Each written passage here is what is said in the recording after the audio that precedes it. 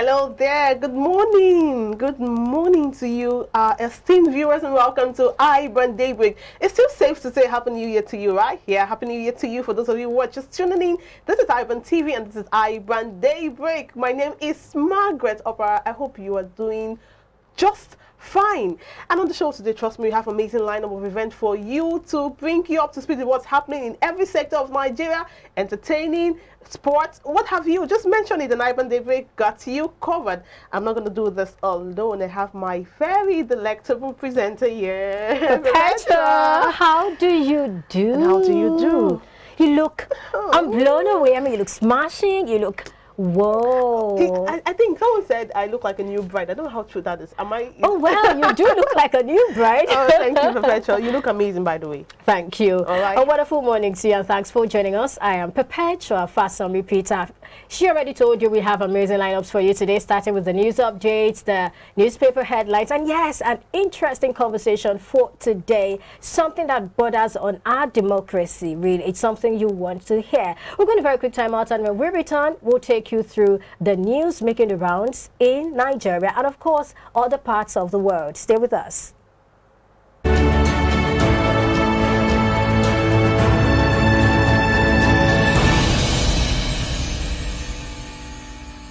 Swift Dry Cleaners Limited, professional dry cleaners, best in dry cleaning and laundry services that meets the needs of our consumers. Yeah, Swift Dry Cleaners Limited. Swift Dry Cleaners Limited. Swift Dry Cleaners Limited. Yeah. Swift Dry Cleaners Limited. Yeah. For clean wash and quick delivery, yeah. Swift Dry Cleaners Limited. Swift Dry Cleaners Limited. Swift Dry Cleaners Limited. For clean wash and quick delivery. Ooh. Swift Dry Cleaners. Clean wash.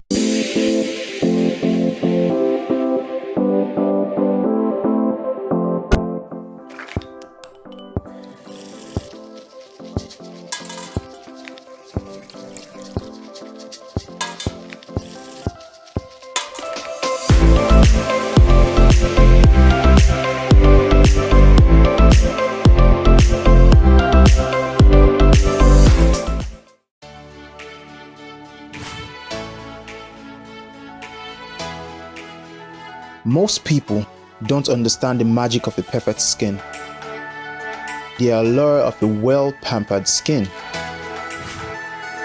We bounce from skincare products to skincare products, from spa to spa.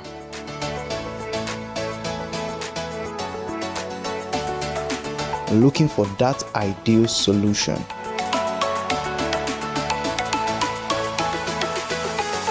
I found the solution.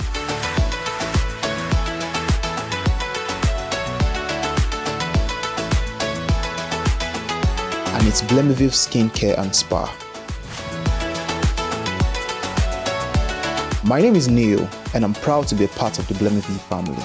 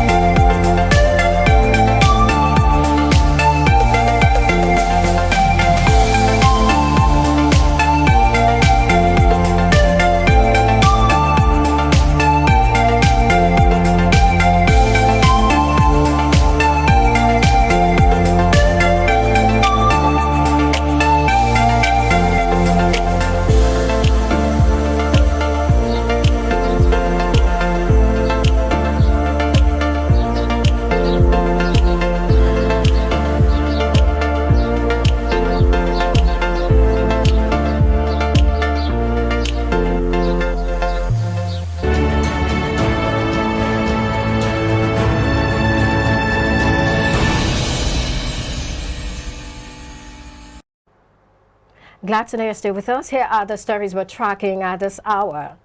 The Minister of Power, Engineer Abubakar Aliyu, said the Buhari administration has intensified efforts to increase power generation to 7,000 megawatts, then 11,000 megawatts, before finally reaching 25,000 megawatts in a few years' time.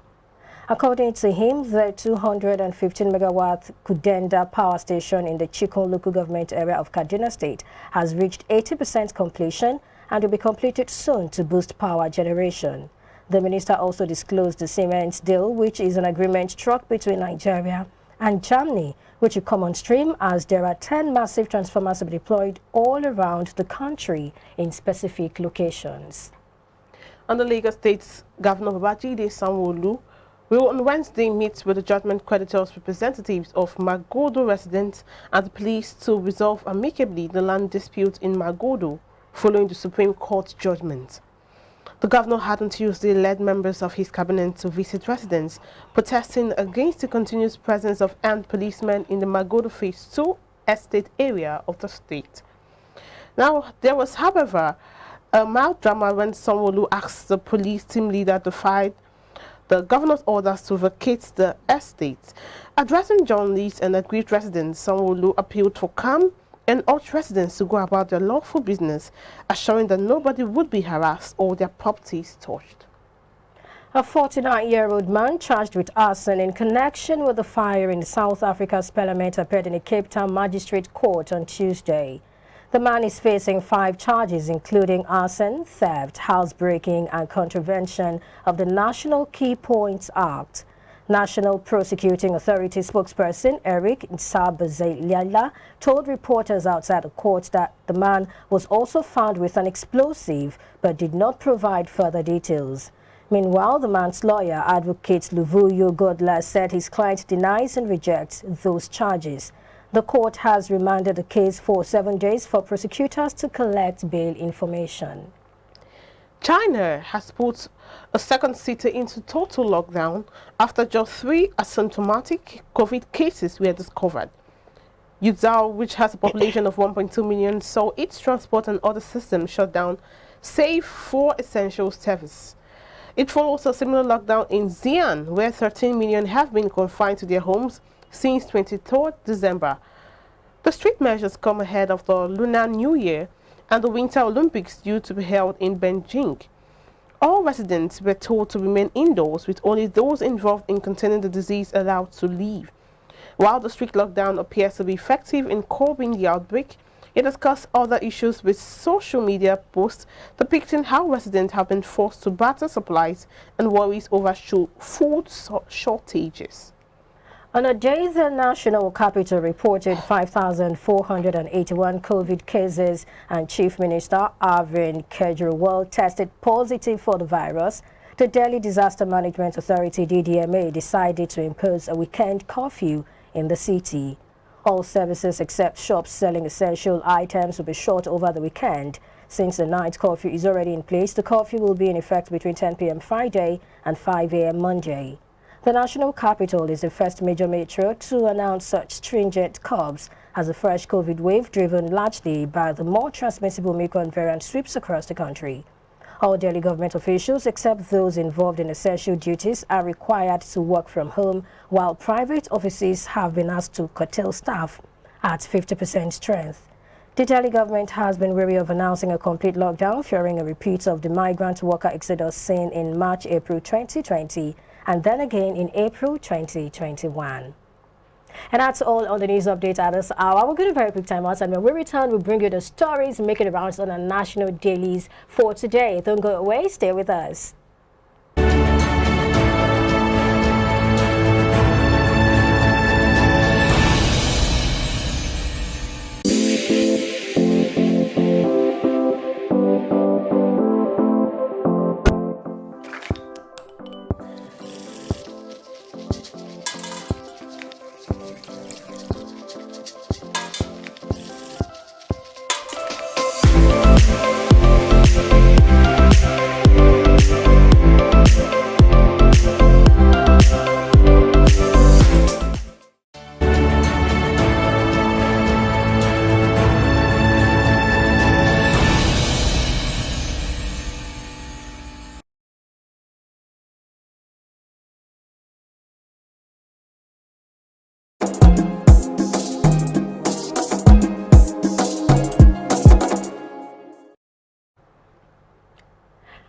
Okay, now we'll be taking you through the stories making the rounds in the national dailies for today, starting with the Punch paper. The banner headline here reads, AMCON lists 7,912 names owing 4.4 trillion naira as deadline expires today. And we have two riders to the story. The first reads, National Assembly has directed we publish debtors list, and that's according to the corporation. The second rider reads, this is final warning. Do not be taken by surprise. And that's from AMCON to debtors. Checking other stories on this paper today, PFAs invest additional 693 billion naira pension funds in banks. Also, Oshimbajo's presidential campaign billboard surfaces in Abuja. That story is on page 28 of the Punch paper today. Ohaneze to lobby North, Southwest for all Igbo presidential race. That's on page 2. Muslim ticket unacceptable, says Khan, NSCIA DFAS. That's also on page 2. And checking more stories on the Punch paper for today. Magodo protest, Sanwo-Olu, police team leader exchange words, governor plans meeting. Still more stories from the Punch paper for today. Lagos maid 14 flees with boss 2-year-old daughter arrested in Ogun. Just 14-year-old. Well, that's on pages 4 and 5. Checking more stories on the Punch paper today. 4 inmates killed, warder injured in Osun attempted jailbreak. That story is on page 27. And on page 16 of the Punch paper, we have Dana plane speeding car in near collision on Lagos Airport Taxiway. And finally, two more stories from here. We have presidency. Tinubu Group boasts of national spread, says ex-governor ahead others. That's on page 27. And another one, Oyo awaits ex-AG's petition on Olubadan. Government pledges smooth transition. That's on page 27. And finally, on the Punch paper this morning, Cameroonian refugees protest deportation of separatist leaders, demand 68 million naira. And that's all we have on the Punch paper today. And I'll move right to this day paper. The banner headline here says, in major tests of governor's powers as chief security officer, police defy orders from Sanwo-Olu. And that's relating to the Magodo protests, claim they were acting on instructions from higher authorities. Lagos Governor stands his ground, prevails, invites parties to a meeting today. You can have the story on the page 30 of this day paper. Further down, Ibadan High Chief faults ex-Oyo AG on appointment of new Olubadan. That's on page 8 of this day. Nigeria to lose over $1 billion to underproduction as OPEC raises oil quota. That's right. That's a story that says producers cartel agrees to pump 400,000 additional barrels in February. Oil prices hit $80 per barrel. You can have the story on page 10 of this day. And to the air piece of the paper says, Emefiele, extensive structural reform needed to accelerate economic growth. With the writer saying petrol subsidy unsustainable, MPC member tells the federal government. That's on page 10. And finally on page 5 says, 18 months after taking office, Buhari appoints Salami chief economic advisor. And moving down to the Guardian paper for today, the banner headline here reads, barely 1 year to go, Buhari appoints economic advisor. And we have two writers to that story. Zaka, appointment is vote of no confidence on NEC. That's a hard one, okay? Another writer here says, Salami's economic thoughts at variance with president's philosophy, and that's according to Adjunri. I mean, interesting time it is with interesting conversations around the appointment of Salami. Moving away from that story, we have Olubadan in Council decides on succession plan today. Another story, Ndume seeks prosecution of terrorists and their sponsors. Gunmen kill 9, injure 5 in Kaduna. Uzodinma backtracks on naming sponsors of terrorism. I mean, yesterday when we were told that stakeholders had started reporting, we were hopeful and looking forward to Uzodinma naming the people he said he was going to name. But, well, he backtracked and we don't have that information yet. And moving away from that story, still on the Guardian paper for today, France alerts world to new COVID-19 variant, IHU. And that's all on the Guardian today. And finally, on the paper review segment, we go to Daily Trust. Daily Trust, the banner headline says 5 bills that will shape economy this year. With the writer saying new laws to replace archaic provisions in Custom Act and others. Government can borrow more for critical reform. You can have the story on page 5 sorry, of Daily Trust paper. So the bottom string says, captives fled by Zamfara bandits, leaders relieve ordeals. That's on page 4. Buhari appoints Doyin Salami chief economic advisor. Okay. NAF appoints branch chiefs, air officers commanding and others. Page 29 has the story. Police recover 109 anti-aircraft ammunition in Katsina State. That's on page 24. And now to the top of the paper that says declaration of bandits as terrorists to be gazetted, coming from the federal government. 2023 mixed reactions to Jonathan's consultations. And finally, consent as AEDC removes 40 meters, places Abuja consumers on high bills. That's a large one there. And that story is, want to have more of the stories? Daily Trust paper has the story. So Perpetual, is there any story that stood up for you? Yeah, well, all of them are important anyway, but standing out, well, it's about the high electricity bill, if you asked me, because it's been complaints now. This AEDC, of course, in Ikeja here in Lagos, we have we be talking about, some people are saying the meters, they don't even, the electricity tariffs, the whatever they buy, the units don't even last. That's for those who have the meters. Others who use estimated bills are saying that sometimes they don't even use the electricity. The house are totally short. The appliances turned off, everything, yet they still have to pay. So now the question is, which is better? When you talk about the estimated billings, I can tell you for a fact that it's, I have a thought, but I'm trying to I'm trying not to use that word, because really it's let me just use something mild. It's crazy if you ask me, because personally, I mean, one of the things I have decided is, if I'm going to park into a house or move into a house, that house must have a meter, a prepaid meter. If there is no prepaid meter, I'm not moving it, because what you will find is, you move into a house and then they tell you there is an outstanding maybe 200,000 naira, 400,000 naira, 500,000 naira, or even 1 million naira outstanding debt in a house you just moved into, so you have to and then you're made to pay this money.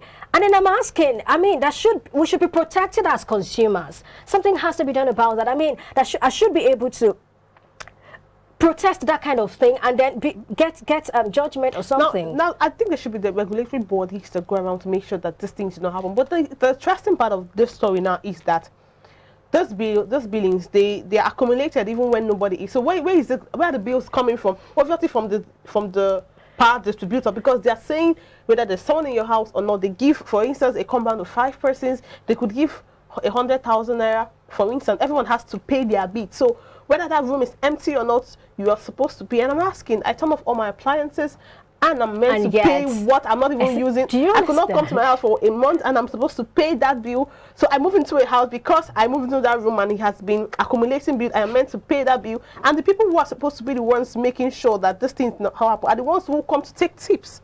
When they want to disconnect your lights, they come to take tips. Okay, you know you don't have it, well, give me something. I think corruption is in every system, if you ask me. You can say that again. It's just my hope that this is really, really addressed, especially the parts where I am made to pay something that had been, come on, I'm not the one, I didn't use it, I shouldn't be made to pay for it. That's one thing I want to really address, like one thing I want to be addressed. But then it's very, very exorbitant, to say the least, really, and I don't think it's a good one. We need to do something about it. Oh, they can hear you. All right, Perpetual, I think this will wrap up, or you have something else to pick on?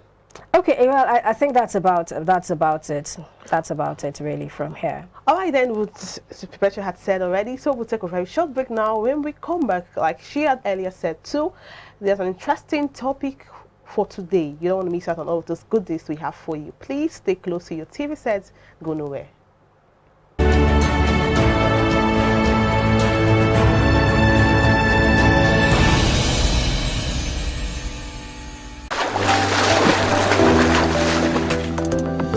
Powerful looks command respect, they say.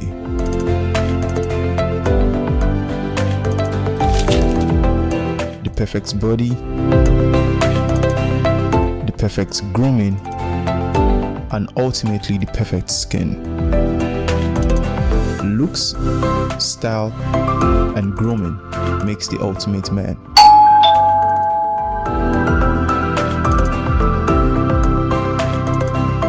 I've found a ridiculously easy way to make my skin always feel epic.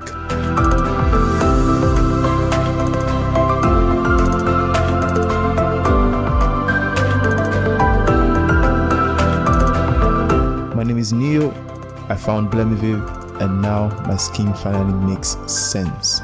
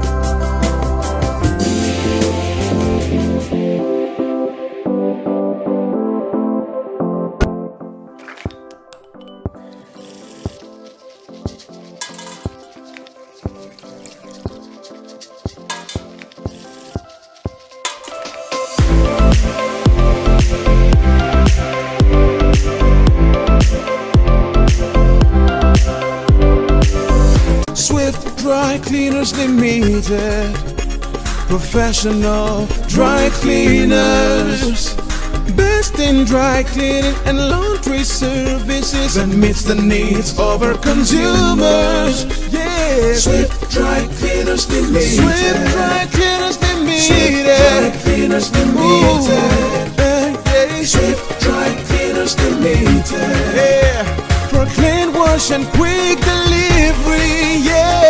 Swift Dry Cleaners Limited. Swift Dry Cleaners Limited. Swift Dry Cleaners Limited. For clean wash and quick delivery. Ooh. Swift Dry Cleaners. Clean wash, quick delivery.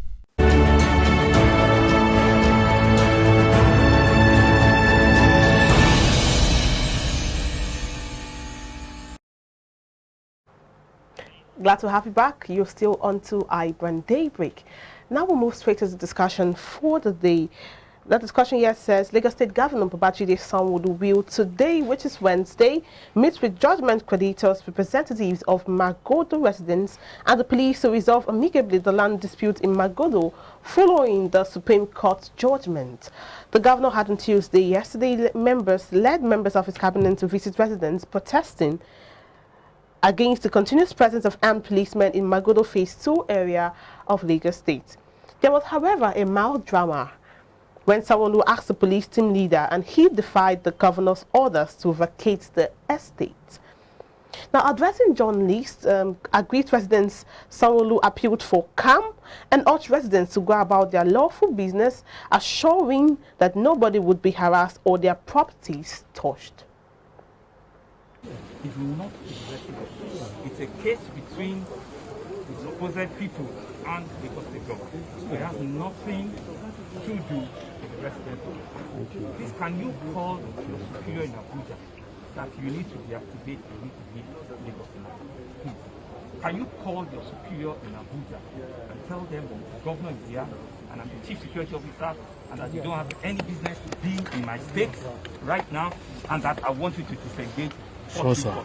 Thank you very much. Up, Governor. Number one. My own orders. That's why I'm asking you to make a phone call and tell them, your superior, that I'm here standing in front of you.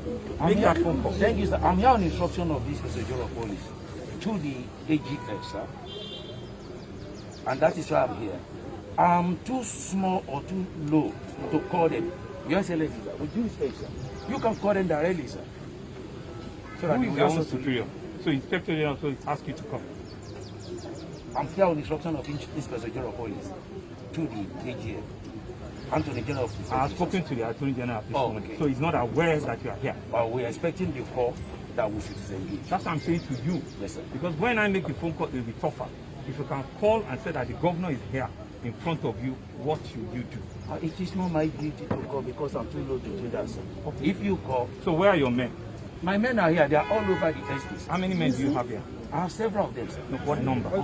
I cannot precisely tell you the number. So even if anything happens to your men, you don't even know the number of men? I know the number of my men I have. So what is the number? We sought for some other people to join What us is now. the number that you have here? I'm sorry, sir. Your Excellency. So you cannot even do an head count of the number you For the brought? security purpose, I cannot say this is the figures. So you don't know the number of men? I that you know have the brought? number, but for security purpose, I cannot say this is the figures. So you know I'm the one talking to you? Yes, you sir. You're an assistant inspector. Assistant, what is it? I'm a chief superintendent of police. Oh, CSP. Yes, sir. Okay. Right. So, President, don't worry. I'll make 2 phone calls, right? One to the Inspector General of Police and one to the Attorney General of Police, Attorney of the Federation. I have spoken with him this morning and says he knows nothing about the fact that they are still here. Very illegal operation. They have absolutely nothing, and I'm the Chief Security of the state. Not even the Inspector General wrote me, and before I said they are promising his men are here. They are not from the Lagos State Police Command. Are you like defying the governor's instructions? Right? They are not from Lagos State Police Command. It says it's come from Abuja, and I don't know what other interest do they have beyond just keeping peace of the country. This is not an expectation that I will expect for them to keep peace. Now joining us to help make sense of this conversation, we have with us in the studio Dr. Dayo Kayode, political technocrat, and also aviation expert. I always know at the spot, Dr. Dayo Kayode, good morning. And it's still safe to say Happy New Year to you, Dr. Dayo. Yes, Happy New Year. Welcome, Doctor. Good to have you on board. Good to have you.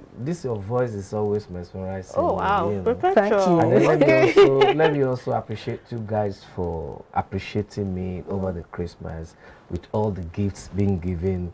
I mean, it's a kind of a statement that you appreciate. You really appreciate my coming. Thank you. And I want to assure you that, look, you ain't seen nothing yet. Oh, yeah. I like that. All right, Dr. Dayo. Yeah, thank you so much for appreciating. No, we really do appreciate you. Now to the topic of the day. Now, we all know what's happening with, for those who do not know, of course, the news had made it clear and the video played what's happening with Magodo residents, Magodo Phase 2 residents, and the governor of Lagos State had come to his meeting with some persons today. And also yesterday there was a defiance by the officer in charge to vacate, and he said he's operating from higher authorities. Now, with all of what's happening in Magodo, we are looking at it from the defiance. I want to hear your thoughts. What do you think? Yeah, you see, what is happening in Magodo now started not just yesterday, not even December that the whole thing cropped up. And most of us that comes around to discuss on national issues, happens around, we need to be a bit careful. Okay. By making people to understand where we are coming from. Before anybody can understand whatever I'm going to say here, they have to first of all understand the genesis of the whole matter. We started around 84, 85, 86, whereby government acquired that place from the original owners, promising them that the government was going to build a befitting hospital. Most people don't know that. Befitting, big hospital for them. Is that what we have there now? No. Rather, they started allocating those lands. Only God knows who. Yes, there are some private people that are bought there, but who were those people that were formerly being allocated lands to there? We also need to go into that. That is 1. 2. Even while there was an injunction on that place, while the court processes was going on, government was still allocating that land to some people. Who are those people?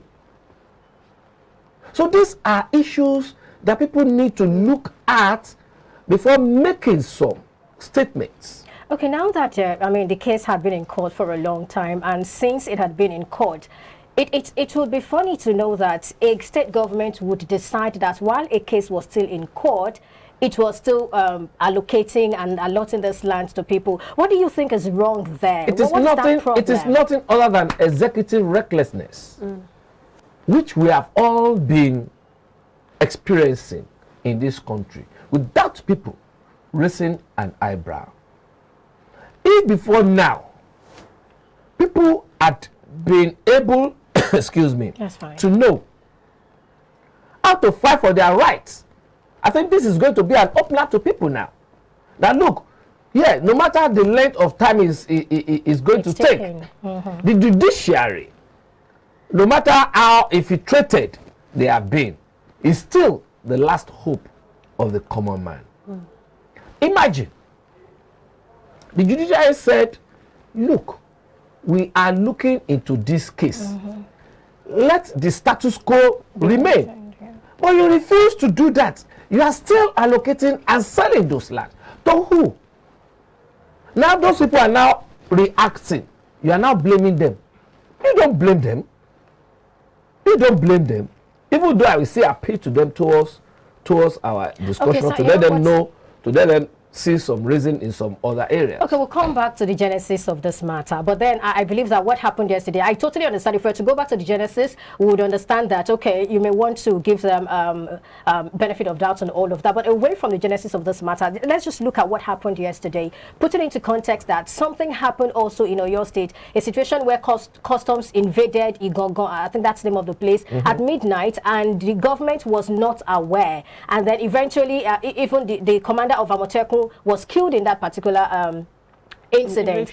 Exactly. So we look at that, and then we see what also happened here, and the government saying something about him not really being in the know of this particular invasion by the police. Isn't that a problem, a dent on our democracy?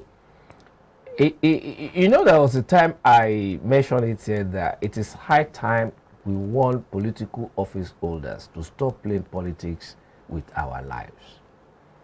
Now, we are we are adopting a federal system of government in this country, okay, whereby everybody has its own areas of jurisdiction. When a court gives a judgment,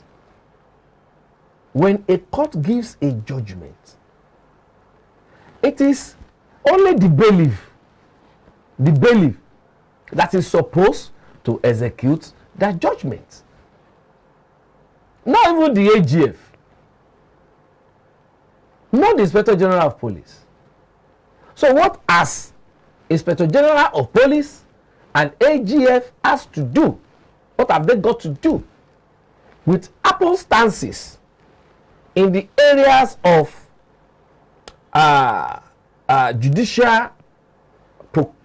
proclaimed judicial statements, execution of judicial proclaimed statements here? They have nothing to do. The police can only come in when there is breakdown of law and order. And the only person that can call police in within the Lagos State judicial system is the chief security man of the state, which is Sanwo-Olu. So, what exactly is the problem between the Inspector General of Police, the Attorney General of the Federation on one hand, and then Lagos State government on the other hand? So you can see where politics has come in now. Well, that means you're seeing the difference from the... Do you understand? Political. Again, people were blaming that policeman that was discussing with someone, because I listened to that thing intently. In force, in any of the arms of armed forces, you have to obey the last order. I wouldn't blame that guy. The guy was doing his job accordingly.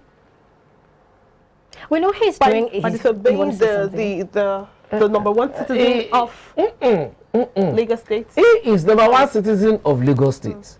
While he is also obeying the number one police officer. I mean, there's no. The issue is, I've already said it.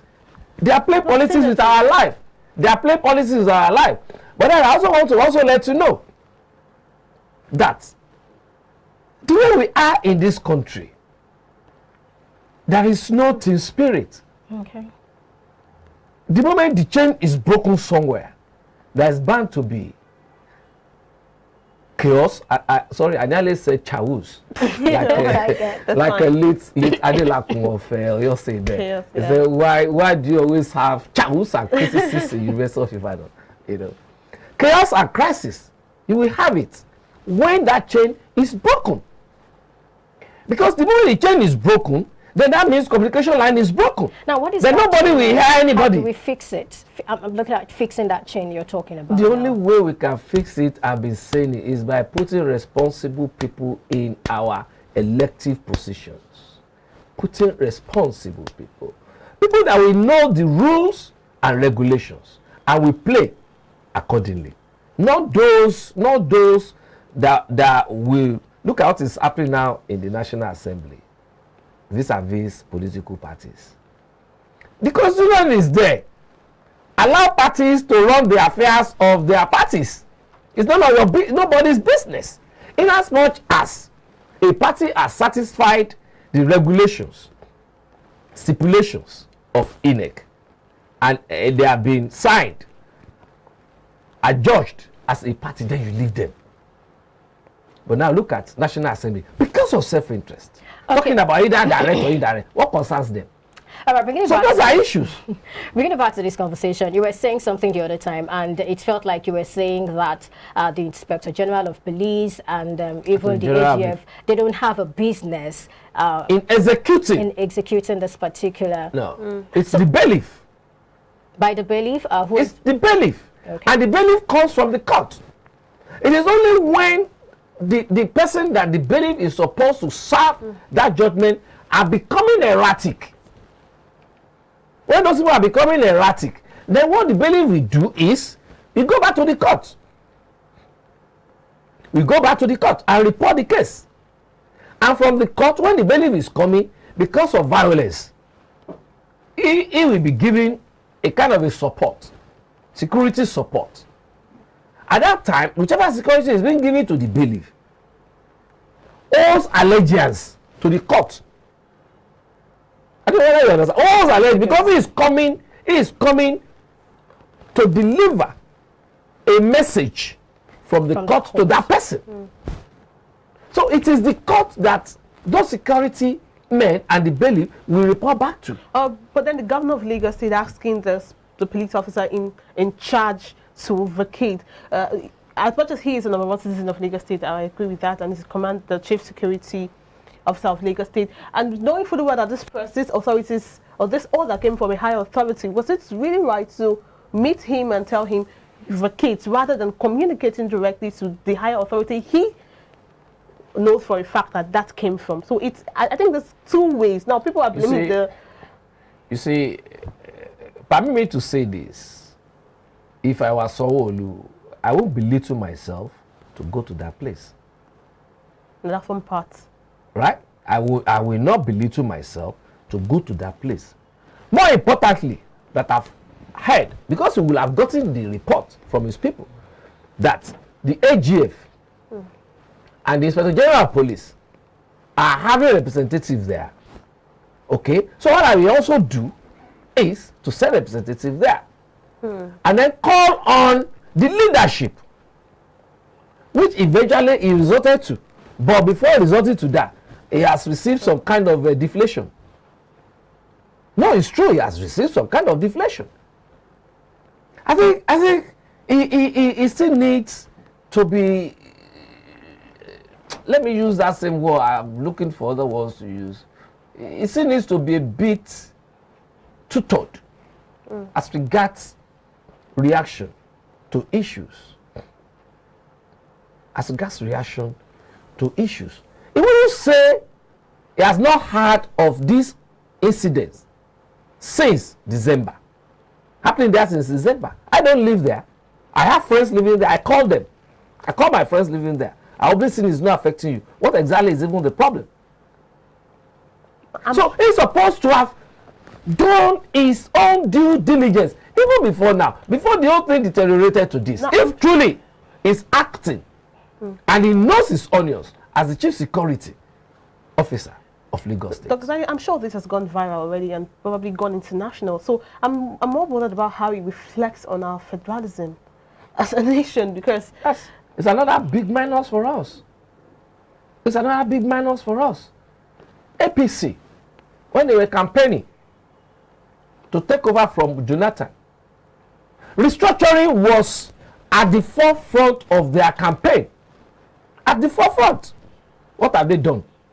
Now, the chicken has come back home to roost. That's just it. It's a big minus on this government. That, look, there is no, let me use the word now, synergy among you guys.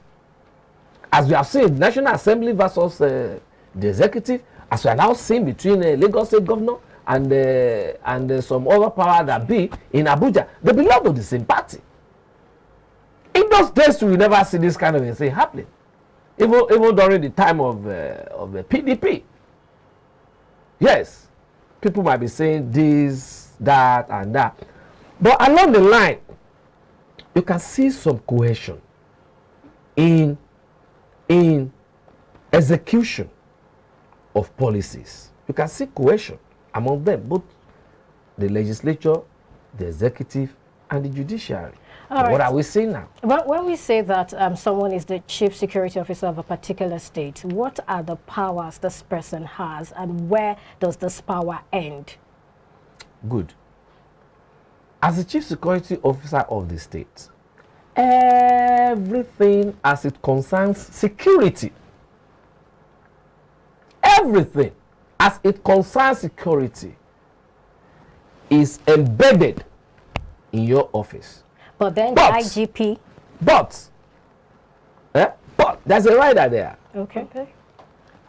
In consonance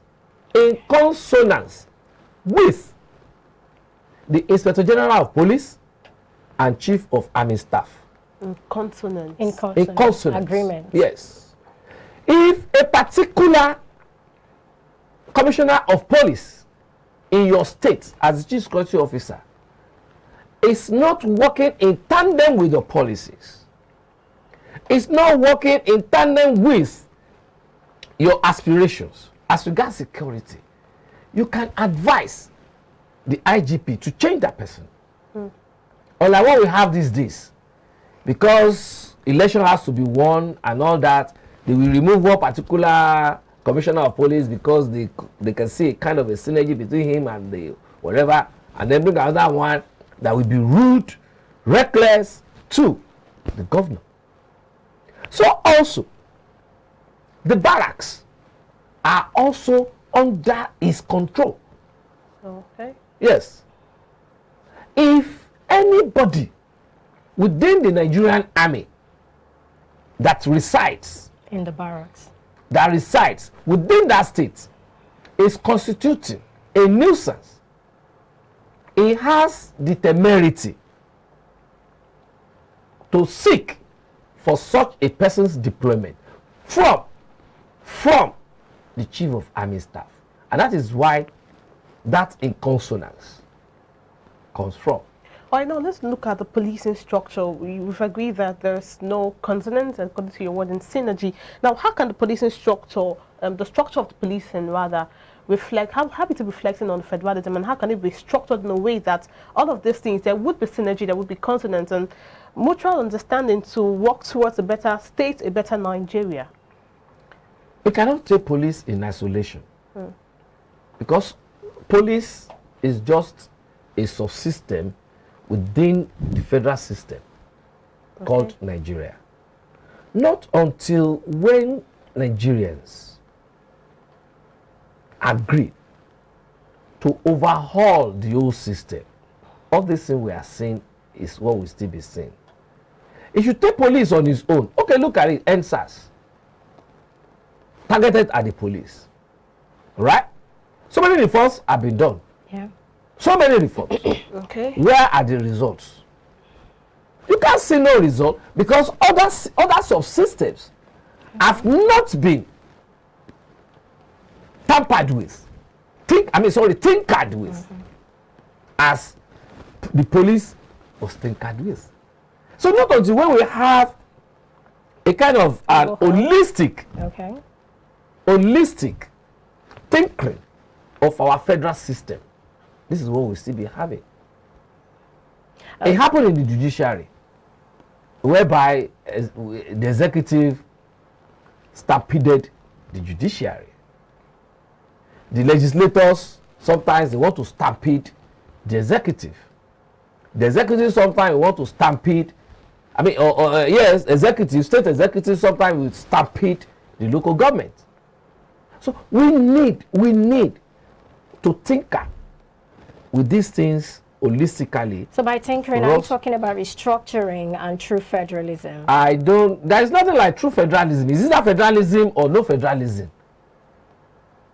Some people just came up with that true federalism. What is true federalism? No. It's either federalism has been defined. It's there. So it's but either. I think that was looking at Nigeria. Forget. I always say it. There was somebody who is one of the people that always talk about true federalism. Sometimes we met on. They said that there is nothing like true federalism. Go and check. Go and even check. Of course we know, but this is in context. Looking at our country, Nigeria. Country, Nigeria. Let us go to federalism. It is federalism, nothing like true federalism. People are just being, how do I put it now? They are trying to put in some kind of painting. Do you understand? You don't need to paint it unnecessarily. Federalism is federalism. Nothing like true. When you were in school, did you do government in school? In school, it's federalism, unity form of government. All those ones, you know. Nothing like true federalism. I was never taught about true federalism in school. Let's use your own federalism. It's federalism. Okay. So let us have federalism. Okay. Then when you're also talking about restructuring, that word has not been used in context of what we want in Nigeria. So what do we want? When you're talking about restructuring, this is a structure already. Okay? When you want to do, you can now say you want to have a restructure of this place, either externally or internally. Where is the structure that we have in Nigeria? Tell me. Do you have a structure? All we need to do is to rebuild. We have to rebuild Nigeria. No structure presently, to me. No structure. All we need to do is to sit down. Let us sit down as a people. How do we rebuild our country? It is when we rebuild our country that we now be able to put in different structures. We put in different structures. Then when it now starts, you can now be talking about, okay, perhaps in another few years, we are going to restructure this. Okay, because that structure is already existing.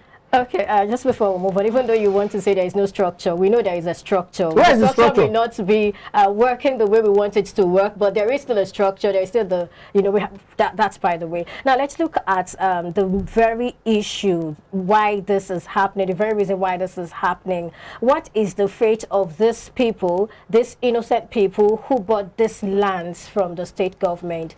What should we start doing right now? You see, yes, let us all agree that government has not been proactive enough. Government of Lagos State, not necessarily Sanwo-Olu. Okay, not necessarily, because the issue did not start during Sanwo-Olu's era. That's been there since 84, 85, 86, thereabout. Now, there are people in that Magudu now who are, let's call them illegal occupants. They have built their houses. But they have COOs. Did they really have COOs? No. Of course, I want to get some of them are saying that they yeah. But then, do they have survey? Who gave them? Where did they get survey? Because those people wouldn't have given them survey. Those people they are fighting with wouldn't have given it to them. But in essence, what I'm saying in essence is this: the people of Shangisha, let them tamper justice with mercy. This kind of a scenario once happened in this same Lagos, if you remember. Ijora, the Ojora family that holds where Nigerian breweries stands. Okay, it happened there now. All they did was go to them, they sat down, and they renegotiated. Okay. Yes, government had tricked you in collecting this land. They have not given you the land even promised, because they said they are going to give them some other some pieces of land somewhere.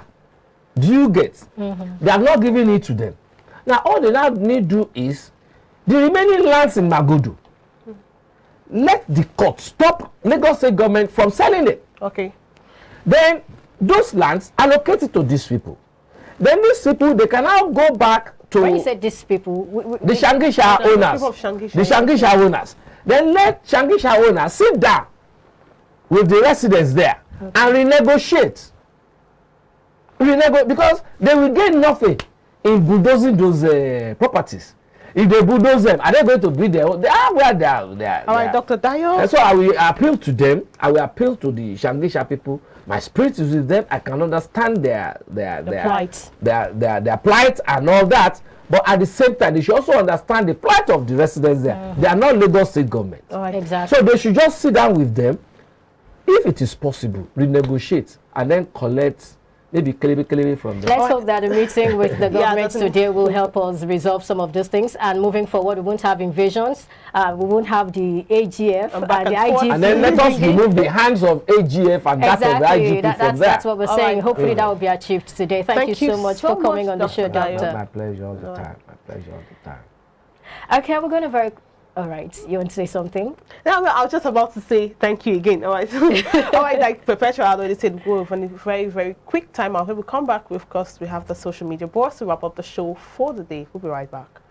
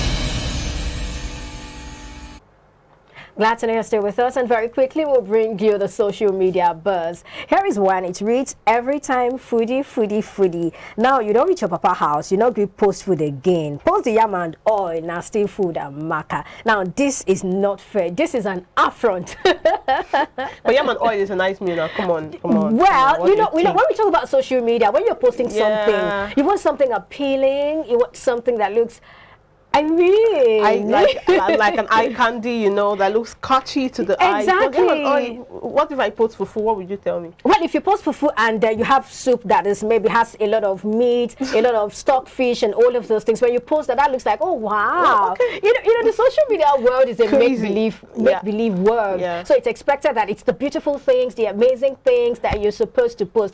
But really, would you post yam and oil? Let me ask you.